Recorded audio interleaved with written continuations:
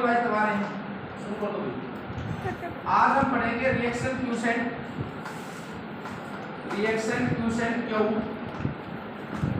And equilibrium constant K।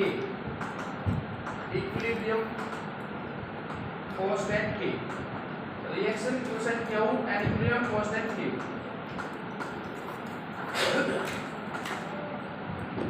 हमारे पास एक reaction दिया गया, ये रिएक्शन का है A mole of A plus D mole of B, equilibrium reversible reaction है C mole of C plus D mole of D। ये फॉरवर्ड रिएक्शन है, ये बैकवर्ड रिएक्शन। हमने ये कहा गया हमें कि एट एनी इंस्टेंट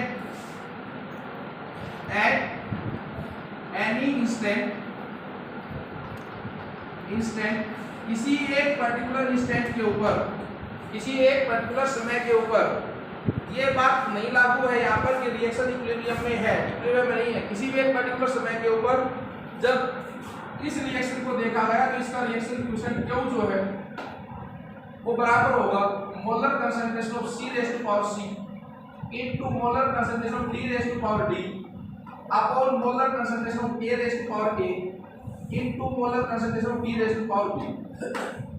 ये आपके पास रिएक्शन क्वोशिएंट Q है। रिएक्शन क्वोशिएंट Q है जब इरिवर्सिबल रिएक्शन के लिए जो आपने लिखा है रिएक्शन क्वोशिएंट है Q। अब आपके पास कंडीशन आई when reaction reaches at equilibrium, reaction जब इक्विलिब्रियम के ऊपर पहुंचता है, यानी इक्विलिब्रियम पे पहुंचता है तो इक्विलिब्रियम पे कंडीशन होती है rate of forward reaction rate of backward reaction बराबर हो जाती है। उस समय ये रिएक्शन क्वोशिएंट Q ही K बढ़ जाता है, इक्विलिब्रियम कांस्टेंट K बढ़ जाता है और वो आपके पास होता है molar concentration of C raise to power C into molar concentration of D raise to power D upon molar concentration of A raise to power A into molar concentration of D raise to power. बच्चा कहता है जी दोनों एक ही बात लिख रहे हो, एक नहीं लिख रहा, ये बात समझने की कोशिश करें आप, एक नहीं लिख रहा हूं। इनकी वैल्यू जब रिएक्शन इक्विलिब्रियम पे होगा तो ये चीजें अलग होंगी, कंसंट्रेशन C की अलग होगी, D की अलग होगी, A की अलग होगी, B की अलग होगी। और जब रिएक्शन इक्विलिब्रियम पे नहीं होगा उस समय ये वैल्यू अलग अलग होंगी, उस समय ये वैल्यू अलग अलग होंगी। तो आपके पास सबसे पहला रिजल्ट ये है कि Q जो है जब Q और K बराबर है, Q जब K के बराबर है, Q K के बराबर यदि है, रिएक्शन क्वोशिएंट Q K के बराबर है, उस समय रिएक्शन जो है reaction is eight equilibrium, reaction उस समय इक्विलिब्रियम के ऊपर है, इक्विलिब्रियम के ऊपर है, यानी उस समय रेट ऑफ फॉरवर्ड और रेट ऑफ बैकवर्ड रिएक्शन बराबर होगा।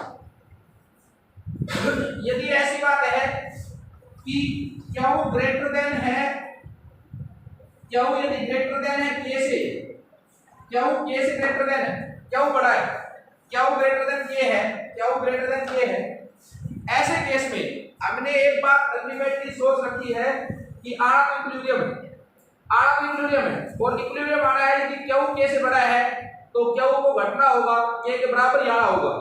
तो Q K के बराबर यदि है तो Q देखो आप Q है क्या, Q है molar concentration of C into D upon A into B, ये वाला Q।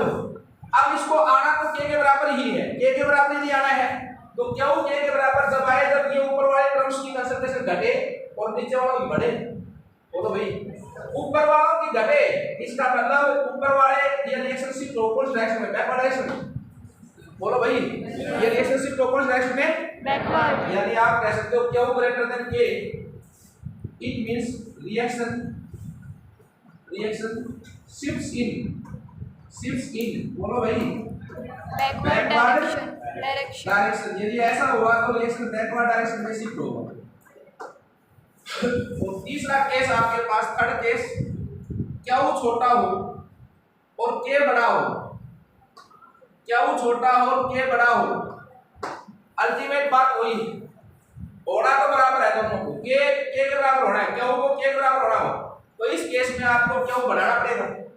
Yes sir. Q कब बढ़े, Q तब बढ़े जब ये ऊपर वाली कंसंट्रेशन बढ़ जाए। बढ़ जाए। और ये ऊपर वाले कंडीशन कैसे मतलब बढ़े तो रिएक्शन कौन सी डायरेक्शन जाए? फॉरवर्ड में। तो यदि ऐसी कंडीशन हुई तो reaction shift in forward direction. बोलो भाई, reaction shift in forward forward direction. Reaction forward direction में। इसी चीज को यदि मैं ग्राफिकली डिजाइन करूं तो आपके पास ये है, ये आपके पास है, ये आपके पास रिएक्शन क्यूसेंट है, रिएक्शन क्यूसेंट है। क्यों रिएक्शन क्यूसेंट? क्यों? ये आपके पास टाइम है रिएक्शन को शुरू हुए टाइम ऑफ रिएक्शन जब Q और K बराबर हो जाए। ये आपके लिए क्या क्या K है, Q और इस कंडीशन पे Q और K दोनों बराबर हैं। जब Q और K बराबर होते हैं तो उस समय आप कहते हो रिएक्शन इक्विलिब्रियम के ऊपर। और बोलो भाई, reaction is eight equilibrium. Reaction is at equilibrium, आप कहते हो रिएक्शन इक्विलिब्रियम के ऊपर है, इक्विलिब्रियम के ऊपर है। और Q K से बड़ा हो, Q K से बड़ा हो तो Q को घटना होगा। और बोलो भाई, Q को घटना होगा ना, किसके बराबर होना होगा? K के बराबर। तो Q यदि इतना हो तो Q घटता हुआ आएगा, K के बराबर होगा। Q यदि आपके पास K से कम हो तो Q को बढ़ना होगा। बोलो, Q बढ़ेगा, बढ़ेगा तो ये आपके पास Q बढ़ेगा, ये Q बढ़ेगा, Q को बढ़ना होगा, ये बढ़ेगा। तो इस केस में Q जो है वो बढ़ता हो जाएगा, आपके पास Q बढ़ेगा। इस केस में Q ग्रेटर देन K था, इस केस में Q जो है वो लेस देन K था। Q ग्रेटर देन K है, Q ग्रेटर देन K है तो रिएक्शन कौन डायरेक्शन शिफ्ट होगा? बैकवर्ड। बोलो भाई, reaction shift in backward direction. बोलो, backward direction. Backward direction. Reaction shift in backward direction, reaction backward direction में शिफ्ट हो। और यहाँ पर क्या हो, लेस देन K है तो reaction shift in forward direction. Forward.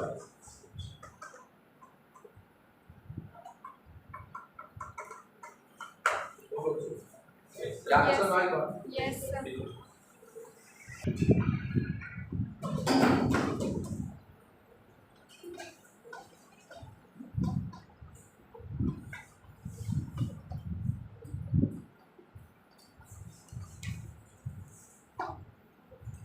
लिख लिया सबने वो?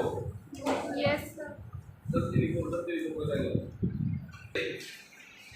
हम अगला टॉपिक शुरू कर रहे हैं, equilibrium constant K and extent of reaction. Equilibrium constant K और एक्सटेंट ऑफ रिएक्शन। ये इक्विलिब्रियम कांस्टेंट K से हमें ये आइडिया कैसे आता है कि रिएक्शन किस एक्सटेंट तक प्रोसीड करेगा। सभी देखिए, यदि इक्विलिब्रियम कांस्टेंट K की value greater than 10⁻³ it means formation of product is favoured. Products की जो फॉर्मेशन है वो फेवरेबल होगी, उसको फेवर किया जाएगा। And reaction is near to completion, reaction completion के नजदीक होगा। यदि K की वैल्यू लेस देन 10⁻³ है, formation of reactants is favoured and reaction is far away from completion. Completion. और यदि K की वैल्यू इस दोनों लिमिट्स के बीच में होगी तो सिग्निफिकेंट अमाउंट ऑफ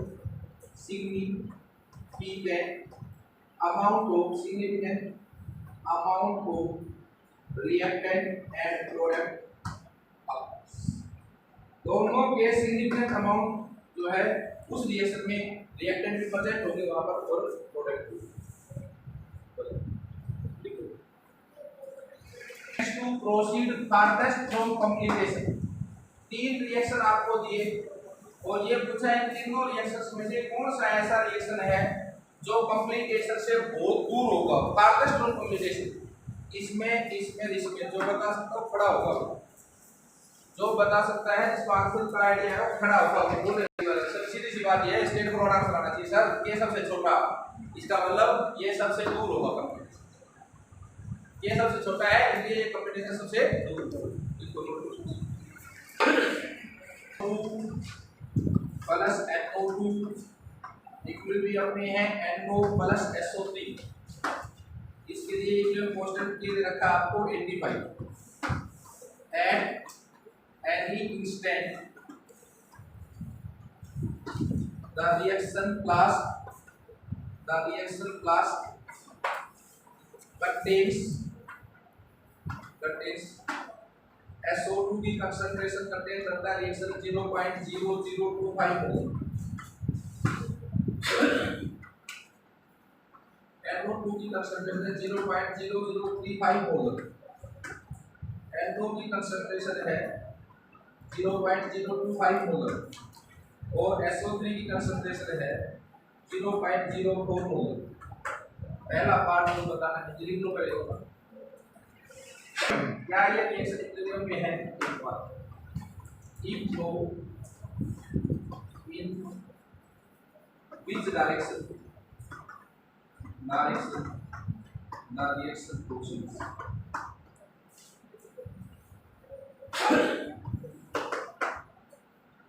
देखो समय बहुत कीमती है ना, आना चाहिए बच्चे को, सिखाना चाहिए, वो खुद करके सीखे एक कोर्स से सीखे।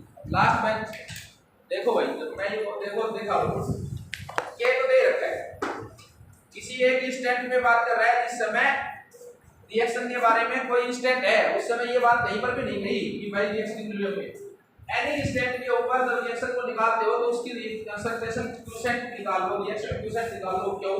इसके बराबर होगा molar concentration of NO into molar concentration of SO3 upon molar concentration of SO2 into molar concentration of NO2। ये वैल्यू पुट कर दो। Yes sir. रखिए 0.02, ये सारी रखिए, इसको सारा सॉल्व करोगे तो मैं बता देता हूं, ये आपके पास 114.28 आएगा। अब मुझे आगे सीखना अपना तो कर लो, खड़ा हो जाएगा और के बराबर नहीं आए तो इक्विलिब्रियम में कहे नहीं। अरे बोलो यस क्या सर। के बराबर नहीं आए तो इक्विलिब्रियम में नहीं है भाई। क्यों बड़ा है के छोटा है, अल्टीमेटली बराबर होना है सबको। बोलो क्या को हटाना होगा? यस क्या को घटाना होगा तो क्या तब घटेगा जब reaction backward direction backward direction. कौन डायरेक्शन जाएगा? बैकवर्ड। Yes sir. आगे देखो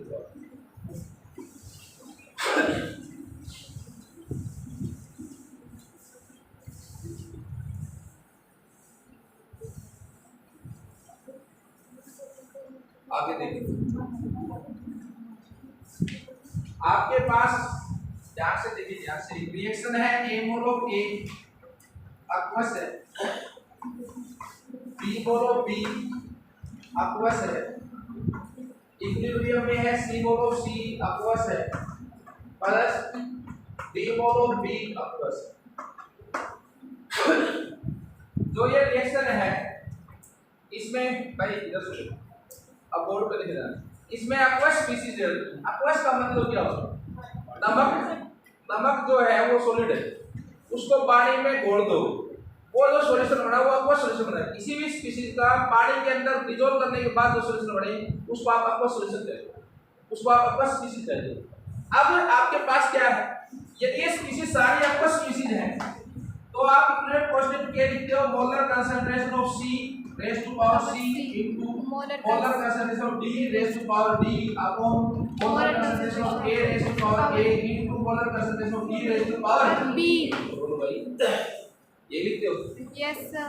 अब जब ये लिखते हो तो आपके पास aqueous स्पीशीज है, आप उनकी कंसंट्रेशन मेजर कर सकते हो क्योंकि आपने non amount of solute dissolve किया है नॉन अमाउंट ऑफ सॉल्यूशन के अंदर, यानी volume number of moles upon volume fix है, मोलरिटी फिक्स है, तो आप निकाल सकते हो। तो इस केस में जब कंसंट्रेशन के बेस से आप क्या निकालते हो तो उसे आप केसी कहते हैं। क्या कहते हो? केसी। कब कहते हो ये? When aqueous species are there, aqueous species are there। जब aqueous species, यदि कहीं पर भी रिएक्शन में प्योर सॉलिड मिल जाए, प्योर सॉलिड, प्योर लिक्विड मिल जाए, फर्क महसूस करना है। Pure solid, pure liquid, aqueous में और लिक्विड में फर्क है। aqueous सॉल्यूशन तब बनता है जब सॉल्यूट को उस प्योर लिक्विड में डिसॉल्व कर दिया जाता है, और जब कुछ भी डिसॉल्व नहीं होता तो प्योर लिक्विड होता है। प्योर सॉलिड, प्योर लिक्विड और pure gas at 1 atmosphere pressure, 1 atmosphere pressure के ऊपर यदि कोई चीज हो तो इन सब की मोलर कंसंट्रेशन 1 लेते हैं, ये बात याद रखो। सबकी मोलर परसेंटेज देते हैं 1। 1. ये आपके पास Kc आ गया, ये इक्वेशन नंबर 1 आ गया। यही रिएक्शन हो A mole of A plus B mole of B equilibrium में हो C mole of C plus D mole of D, और ये सारी की सारी स्पीशीज गैसियस हो, ये भी गैस हो, ये भी गैस हो और ये भी गैस। गैसेस की बच्चों कंसंट्रेशन नहीं नापी जाया करती। गैसेस को एक बर्तन में 1 लीटर के बर्तन में बंद किया तो 1 लीटर में रह गई, इसको खोल दिया तो वो सारे कमरे में फैल गई, उसको और खोल दिया तो वो सारे जगह पर सारे स्कूल में फैल गई। गैसेस में कंसंट्रेशन नहीं नापी जाया करती है, गैसेस का पार्शियल प्रेशर नापते हैं। क्या नापते हैं? Partial pressure. यदि गैसेस स्पीशीज हुई रिएक्शन में, सभी रिएक्टेंट में और सभी प्रोडक्ट्स में गैसेस स्पीशीज हुई, तो उस समय हम K जो लिखेंगे वो K बराबर होगा partial pressure of C raise to power C, partial pressure of B raise to power partial pressure of C raise to power C, partial pressure of D raise to power D upon partial pressure of A raise to power A into partial pressure of B raise to power B, और ये जो होगा इसको आप कहोगे Kp। क्या कहोगे इसको? Kp। ये इक्वेशन नंबर 6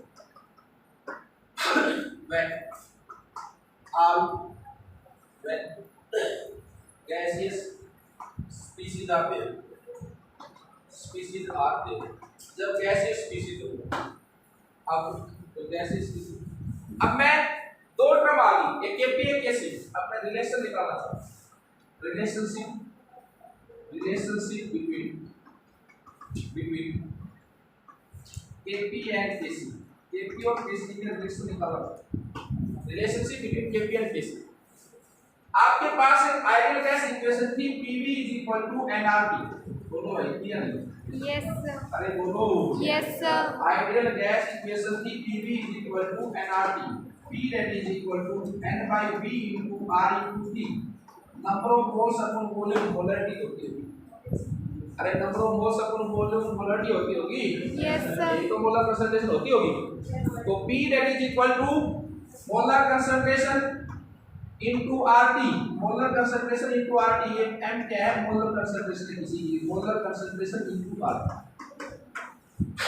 अब यहाँ से भी आप पार्शियल प्रेशर ऑफ A लिखो, पार्शियल प्रेशर ऑफ A लिखो, तो पार्शियल प्रेशर ऑफ A इस रिलेशन से concentration of A into RT, बोलो A into RT, Yes बोलो। Yes इसी sir. तरह partial pressure of B, concentration of B into RT.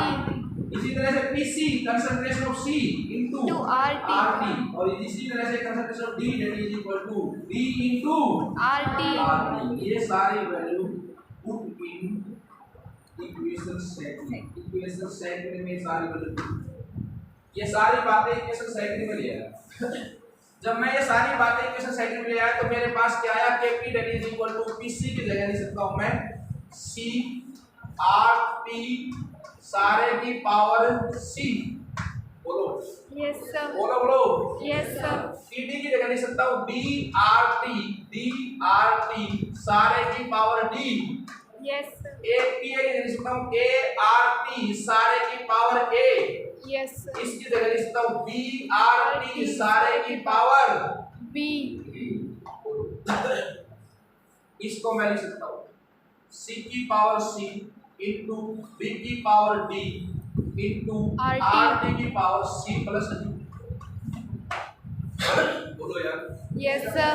C को कॉमन, इसको कॉमन ले, इसकी पावर RT की पावर C, RT की पावर D कॉमन ले लिया, RT की पावर C प्लस D होगी, बेसिक अपॉन नीचे 1 की पावर A इंटू B की पावर B इंटू RT की पावर A प्लस B, बोलो। Yes A sir. Plus B। Kp, ये Kp के बराबर होता है, Kp that is equal to equation 1 से देखिए क्या, तो C की पावर C इंटू D की पावर D अपॉन A की पावर A इंटू B की पावर B किसके बराबर होता है? Kc. तो Kp that is equal to Kc ये सारा Kc के बराबर इंटू RT पावर सेम है डिवीजन में C plus D upon A plus B, बोलो। Yes sir. C plus D into A plus B. कोई दिक्कत किसी को? No, sir. अब यदि ये कोई दिक्कत नहीं तो Kp that is equal to Kc, Kp that is equal to Kc into RT C plus D, क्या सिग्मा इसको ले जाओ उसी तरह उसी करना C plus D minus A plus D कर बोलो भी A plus D minus A plus D कर ले तो RT C और D किसको बता रहे हैं? C और D यदि आप देखोगे सवाल C और सवाल D number of moles of product बता रहे हैं। Yes, sir. बोलो Yes, sir. और A और B किसको बता रहे हैं? Number of moles of Reactant. Reactant बता रहे हैं। तो C D की जगह मैं number of moles of product लिख दूं यहां पर और Yes, यहां sir. पर number of moles of reactant लिख लूं Yes, sir. तो ये NP minus NR हो गया। बोलो भाई Yes, NP sir. minus NR NR. Kp that is equal to Kc into RT raised to power delta Ng। delta Ng जो है वो बराबर है किसके? Np minus NR, लेकिन G इसलिए लगा दिया केवल गैस Gas. के लिए। किसके लिए है? Gas. Yes. बोलो भाई Yes, sir. Kp कैसे रिलेशन समझ में आया? Yes, क्या sir. रिलेशन है? Kp that is equal to Kc into RT raised to power delta Ng. RT raised to power Delta Ng. Ng Kp that is equal to Kc into RT raised to power delta Ng। ये relation आपको हर बच्चे को याद हो। Question कैसे आएंगे बच्चा, उत्तर कैसे आएंगे? क्वेश्चन आया याद ही देता हूँ। क्वेश्चन आया बच्चों आपके पास N2 gas plus H2 gas gives 2NH3 gas, 2NH3 gas ये 3 हो और ये कहा इस रिएक्शन के लिए Kp और Kc का रिलेशन बता दो जी। Kp Kc रिलेशन लगा दिया भाई। Kp that is equal to Kc RT raised to power delta Ng। delta Ng की वैल्यू निकालने लगे भाई Np minus Nr gas gas की प्रोडक्ट में गैस की 2 मोल, रिएक्टेंट में गैस का 3 और 1 4 मोल, 4 माइनस 2 लगाया तो Kp that is equal to Kc RT raised to power minus 2। Kp that is equal to Kc upon RT raised to power बोलो Yes. बताओ Yes, sir. आगे चलो।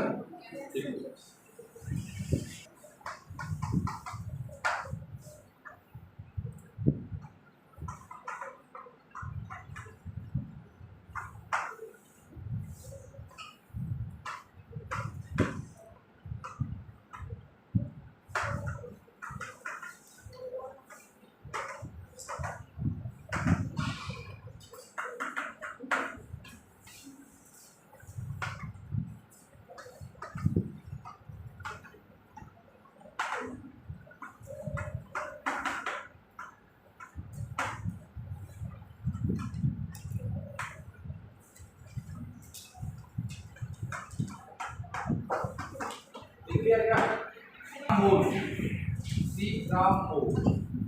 सबसे पहले इस वर्ड को पकड़े 3 ग्राम मोल। ग्राम मोल मतलब ग्राम एटम में देता तो मोल ही होते हैं, इसे ध्यान वो मोल ही होते हैं। 3 ग्राम मोल of PCl5 is heated in a flask of 4 liter volume at equilibrium it dissociates to give 40% PCl3 and Cl2 calculate की। बोर्ड पे देखिए ऐसे तरीके से समझ में आएंगे तो बहुत कुछ सीखो। ये बर्तन था, इस बर्तन में इसकी कैपेसिटी थी 4 लीटर। इसमें PCl5 को हीट कर दिया गया, हीट किया तो वो डिसोशिएट हो गया, इक्विलिब्रियम अचीव कर गया PCl3 प्लस Cl2 के साथ। Cl2 के साथ सरो में कितने मोल थे उसके? 3 ग्राम मोल, यानी 3 मोल थे 4 लीटर में 3 मोल। T is equal to 0 time, T is equal to 0 time. Board पे देखने यहाँ नहीं देता हूँ इसी ताकि समझ में आ जाए। PCl3 प्लस Cl2 ये 1 तो ये भी 1 ये भी 1 स्लाइड से यही बात होगी। ये सारे 1 1 है, ये 1 है ये भी 1 है ये 1 है। T is equal to 0 time ये आपके पास 1 था, डिसोसिएशन की प्रोसेस शुरू नहीं हुई थी, ये आपके पास 1 था तो ये तो बड़ा ही नहीं, ये तो बड़ा ही नहीं। T is equal to T time dissociation शुरू हो गया, ये टूटना शुरू हो गया तो टूटना शुरू हुआ तो ये आपके पास बचा 1 माइनस जितना डिसोसिएट हो गया, मान लो अल्फा डिसोसिएट हो तो 1 माइनस अल्फा ये आपके पास अल्फा। 1 ये नहीं, ये 1 था तो ये 1 था, ये अल्फा टूटा ये भी अल्फा बना, वो ये क्या? 1 था तो ये भी 1 था, ये अल्फा टूटा तो ये भी अल्फा बना, ये 1 माइनस 2।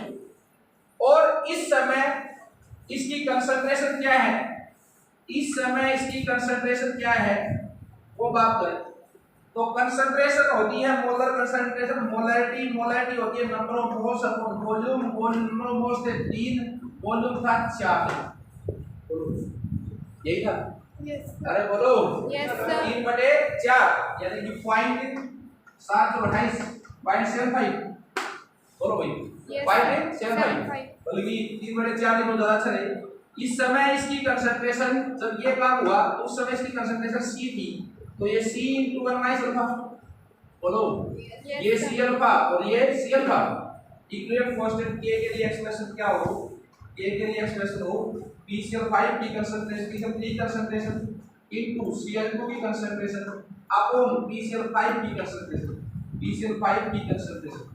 अब PCl3 की कंसंट्रेशन देखो C अल्फा, C तो आपको पता है 3/4 आ गया, अल्फा क्या रखी है, अल्फा कितनी परसेंट आई, 40%। Yes, sir. बोलो भाई 40% है तो 40 अपॉन 100 है। अरे बोलो Yes, sir. 40 अपॉन 100 ये कैसे कितना में चाहिए 12/40। Sir, बोलो ये इधर 4 से 4 कट जाएगा। इसको काट दो, सही बात है 4 से 4 काट दो 3 अपॉन 10 बचा 0.3 बचा, ये बची 0.3 इनटू Cl2 की कितनी बची Cl5 0.3 अपॉन इसकी देखो 3/4 इनटू 1 माइनस 40 अपॉन 100, 40 अपॉन 100 ये 0.4 0.6 बचेगी इनटू 0.6 6 10 हो गया, ये 6 12 चलिए 18 9 2 कितना हो गया 0.09 या नहीं 0.09 अपॉन 18 और ये कितना है 40 और ये इनटू 40 हो गया। बोलो Yes, sir. कितना है ये 18 से 2 0 से ये 0 कैंसिल 2 नहीं 18 2 0 4/20 आया 4/20 वाला 1/5 आया 1/5 वाला तो 0.2 आया 0.2 आया। बोलो Yes, sir. बताओ भाई Yes. क्या है ये आपके पास 0.2 ये की वैल्यू कितनी आई आपके पास 0.2 आई 0.2 मोल पर लीटर। बोलो Yes. समझ में आई बात Yes. ये समझ में आ गया कैसे बता रहा हूं फिर बता रहा हूं फिर देख ले 0.2 मोल पर लीटर आ गया इक्विलिब्रियम कांस्टेंट। आपके पास ये क्या था कि कोई बर्तन है उसमें PCl3 डिसोसिएट हो रहा है 40% तक वो डिसोसिएट हुआ है इक्विलिब्रियम के ऊपर, उसके 3 मोल है 4 लीटर का वेसल है PCl5 डिसोसिएट हुआ PCl3 + Cl2। शुरू में ये वर्क स्टोइकियोमेट्रिक रहती है ये 1 ये 1 ये 1 ये 1 था ये 0 था ये 0 था t = t टाइम पे ये 1 माइनस अल्फा हुआ 1 माइनस अल्फा ये अल्फा इस समय इसकी कंसंट्रेशन C है तो ये C * 1 minus alpha C alpha इसको अल्फा की वैल्यू पता था 40% है तो 40/100 C की वैल्यू निकाल ली, C की वैल्यू नंबर ऑफ मोल्स 3 थे, वॉल्यूम कितना था 4 0.75 वाला इसको पुट कर देखो 50 ग्राम CaCO3 are heated to 50 gram CaCO3 are heated to 1073 50 gram CaCO3 50 gram CaCO3 are heated to 1073 Kelvin in a 5-liter vessel. 5-liter vessel. What percentage of CaCO3 would decompose at equilibrium?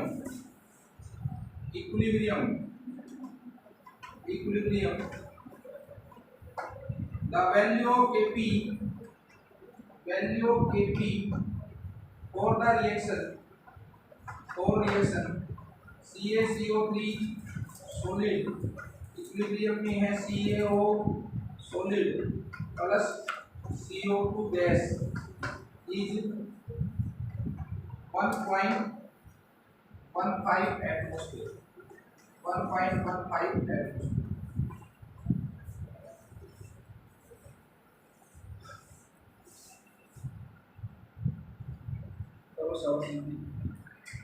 Board में देखो एक बार इसकी नहीं है थोड़े आसान ये है थोड़ी सी प्रति और बढ़ा दोगे तो ये बहुत आसान नहीं निकली CO solid plus CO2 gas Kp दे रखा है Kp के लिए एक्सप्रेशन बताना था क्या होगा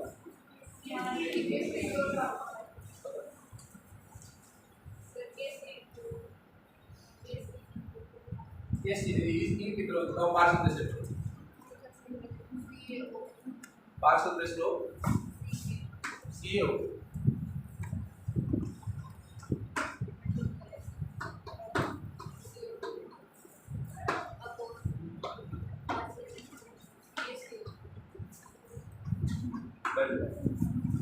यदि सॉलिड का पार्शियल प्रेशर होता ना सॉलिड यदि पार्शियल प्रेशर लगाते ना तो तुम इन बेंचों पे बैठते तो ये फैक्ट्री उठा तुम इन बेंचों पे बैठते तो तुम्हें उठा फैक्ट्री तुम इन दीवारों के नजदीक जाते तो दीवार में फैक्ट्री इस तरह का सॉलिड का भी पार्शियल प्रेशर नहीं लगाया सॉलिड का पार्शियल प्रेशर नहीं हुआ आपने सॉलिड का पार्शियल प्रेशर नहीं हुआ था तो सॉलिड सिस्टम में उसको हटा दिया गैस की होता है पार्शियल प्रेशर तो Kp जो है वो पार्शियल प्रेशर ऑफ CO2 बराबर होगा Kp की वैल्यू रखिए 1.15 एटमॉस्फेयर हो गया आपके पास यदि Kp की जो पार्शियल प्रेशर ऑफ CO2 की वैल्यू आपके पास 1.15 आ अब 50 ग्राम CaCO3 था 50 ग्राम CaCO3 था CaCO3 था 50 ग्राम CaCO3 50 ग्राम वो टूटा CaO प्लस CO2 ये 1 तो ये भी 1 ये भी 1 T is equal to 0 time पे इसकी मोल निकाल लो 50 ग्राम CaCO3 आ रही है 50 के 5 लीटर इसके मोल बताओ 50 को कैल्शियम का मास 40 होता होगा मेरे ख्याल में इसका 12 इसका 28 100 हो गया क्या पूरा यस सर 100 हो गया तो इसके मोल हो गया आपके पास मोल CaCO3 के मोल कितने हो भाई 50/100 1/2 0.5 हो गई ठीक है 0.5 मोल हो गई इसके 0.5 मोल हुए शुरू में ये 0 था ये 0 था बोलो यस T = T टाइम पे इसका पोर्शन डिसोसिएट हुआ 0.5 माइनस इनटू 0.5 इनटू 5 में से कितना गया अल्फा है यस बोलो अल्फा यस तो ये अल्फा बना ये भी अल्फा बना बोलो बड़े शरीर में अल्फा जब कंफ्यूज होता है भाई तो वो ये पहले सब पी ले इसका पी बनो बोलो इसका पी बना अब इसकी कंसंट्रेशन कितनी है इस समय इसकी कंसंट्रेशन कितनी है इसकी कंसंट्रेशन आपके पास है 5 लीटर ये mole upon 5.5 upon 5 yes 0.5 upon 5 बना Yes. तो ये 10 1/10 होगी 1/10 यानी 0.1 होगी ये 0.1 और ये C 0.1 into P 0.1 into P ये 0.1 into P 0.1 into P बोलो यस अब हमें मेनली ये बताना कितना परसेंट डिसोसिएट हुआ है ये निकालनी ये एटम निकालनी जब ये एटम निकालो आप तो C तो है 0.5 बोलो भाई यस सर मतलब कि 0.5 ठीक है ये करो 0.5 इसकी जरूरत भी नहीं दिख रही है 0.5 into 5 ये 0.5 minus P की वैल्यू आपके पास आई थी 1.15 अरे बोलो यस 1.15 इन सब चीजों की यदि छोटा सा एक स्टेप में भी इसको करते तो ये सारी चीजें खत्म भी हो सकती थी क्योंकि सीधा सीधा यहीं से आपको ही पता चल गया था कि P partial pressure of CO2 बराबर है तो partial pressure of CO2 1.15 yes partial pressure of CO2 कितना है 1.15 है तो 1.15% ही डिसोसिएट ये इतना ही डिसोसिएट हुआ है 1.15 डिसोसिएट हुआ है इनिशियल जो था इनिशियल आपके पास था 1 मोल 0.5 मोल 0.5 था यस सर अरे बोलो भाई Yes, sir. 0.5 मोल आया था 0.5 मोल आया होगा ना यस सर 50/2 0.5 मोल आया था बोलो यस सर 2 में से 0.2 5 में से 0.5 और एक ये देख लो आप कंसंट्रेशन कितनी थी 0.1 तो ये 0.15 इसमें से आपके पास डिसोसिएट होकर जो ये बना है सी इंटू अल्फा जो बड़ा है उसकी वैल्यू आपके पास 1.15 इसका परसेंटेज यहाँ तक पढ़ गया क्या?